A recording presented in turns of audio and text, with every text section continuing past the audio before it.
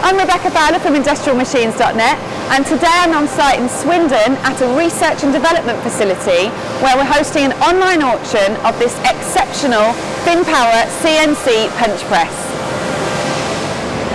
The machine has a 1250 by 2.5 metre sheet capacity, brush tables, and was manufactured in the year 2000.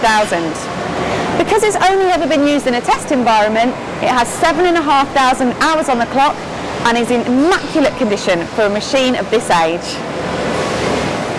The auction will end on the 28th of October. So to register your interest or place a bid, please go to www.industrialmachines.net/auctions. You will find all of the sales information in place there. All that's left for me to do is to wish you the very best of luck.